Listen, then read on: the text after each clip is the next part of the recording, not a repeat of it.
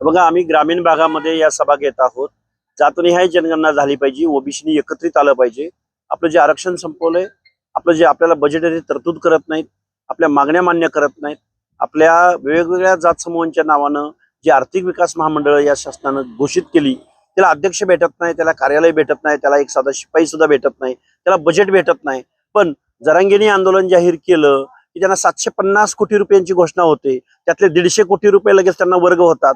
म्हणजे ओबीसीच्या बाबतीमध्ये जो दुजाभाव या महाराष्ट्र शासनाच्या माध्यमातून होतोय, त्या बाबतीमध्ये आम्ही ओबीसी बांधवांना जागृत करत आहोत. आणि जातनिहाय जनगणना झाली पाहिजे यासाठी आम्ही 100 सभा घ्यायचं नियोजन केलेलं आहे. त्यामधल्या आता जवळजवळ 7-8 सभा झालेल्या आहेत. आज आम्ही देऊळगाव राजा तालुक्यामध्ये आहोत. काल आम्ही सिंदखेड राजा तालुक्यामध्ये होतो आणि उद्या आम्ही सोलापूरला आहोत. हा 100 सभा होईपर्यंत हा आमचा दौरा चालू राहणार आहे. काल प्रसाद लाड यांनी भेट घेतली जरांगे पाटलांची. तुम्ही टीका केली होती भेटीवर की प्रसाद लाड व्यावसायिक आहे. त्यांचा असं म्हणणं आहे, अभिमान आहे मला व्यावसायिक असं. अनेक लोकांना मी काम कर देतोय आणि जातीसाठी माती हे बघा, प्रसाद लाडांनी काम करावं, हॉटेल चालवावं, राजकारणाचा पुढाऱ्यांचा फायदा घेऊन अजून त्यांनी अंबानीच्या पुढे जावं, त्यामध्ये आमचं दुमत असायचं कारण नाही. पण आरक्षण, जरांगे पाटलांची मागणी, कॉन्ट्रावर्सी, जरांगे पाटलांचा समावेश ओबीसी मध्ये झाल्यानंतर ओबीसीचं झालेलं नुकसान, यातली काही काडीची तर अक्कल आहे का या प्रसाद लाडांना? हा, काय अक्कल आहे प्रसाद लाडांना? काय अनुभव आहे प्रसाद लाडांचा? हॉटेल चालव ना, हॉटेलच्या एखाद्या शिष्टमंडळावर तू जा ना. तुझं ज्ञान काय, तुझं नॉलेज काय, तू तोंड कुठं घालतोय आणि पुन्हा म्हणतोय की मी जातीसाठी माती खायला तयार आहे, आमदारकीचा राजीनामा द्यायला तयार आहे. पहिल्यांदा तू ज्या पक्षाच्या जीवावर टुनटुन बेडकासारख्या उड्या मारतोय ना, त्या पक्षाला विचार.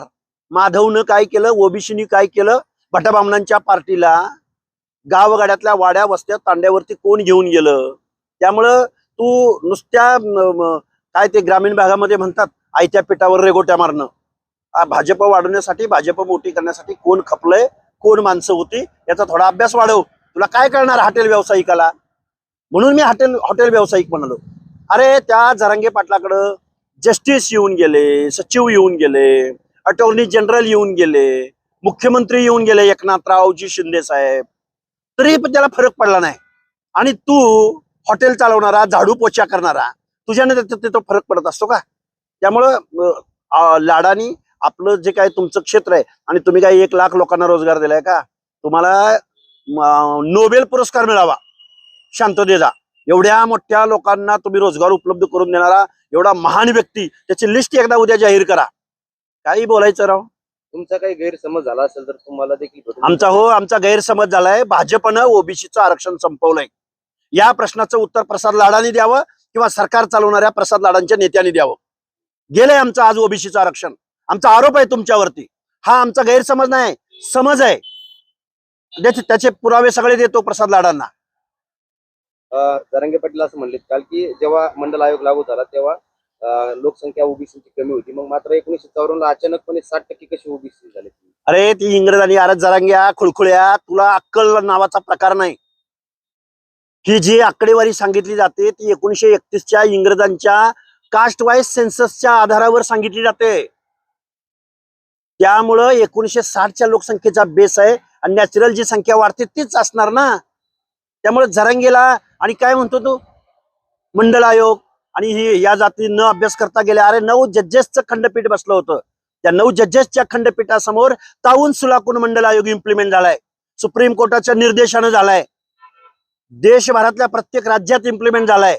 अरे हे काय बेअक्कल माणसं आहेत. आणि तो लाड हॉटेलवाला, बेअक्कल माणसं एकत्रित आल्यावर असेच आरोप करणार ना. इथं संविधान आहे, इथं लोकशाही आहे, इथं शासन प्रशासन आहे, इथं वेगवेगळ्या स्तरावरती डिसिजन घेणारे, डिसिजन इम्प्लिमेंट करणारे वेगवेगळी शासकीय आस्थापना आहेत. मनोज जरांगे आयमाई काढणारा मुख्यमंत्र्याची, नेत्यांना आयमाईवरून बोलणारा, हे काय यांच्याकडून अपेक्षित करायचंय? आम्ही चाललोय. महाराष्ट्रातला ओबीसी आम्हाला एकत्र करायचंय, भटक्या विमुक्त जाती जमातीला एकत्र करायचंय. ज्या राजकारणाच्या जोरावरती ओबीसीच्या अनाथ माती कालवायला हे लाड्यासारखी माणसं चाललेत, या माणसांना धडा शिकवायचा आहे आणि त्यांच्या पक्षाला सुद्धा. प्रसाद लाड असं म्हणले की मनोज जरांगे माझे मोठे बंधू आहेत, त्यांनी एकदा मला संधी द्यावी, त्यांच्या मागण्या मान्य नाही झाले तर राजीनामा देईल. कोण? अरे पहिला राजीनामा तू दे. तुला जातीचं काम करायचंय ना, तुला ओबीसीच्या अनाथ माती कालवायची आहे ना. ओबीसीच्या दारात तुमचा पक्ष मत मागायला जाईल का? त्यामुळे पहिला राजीनामा दे, मग जातीची काय काशी करायची ती कर.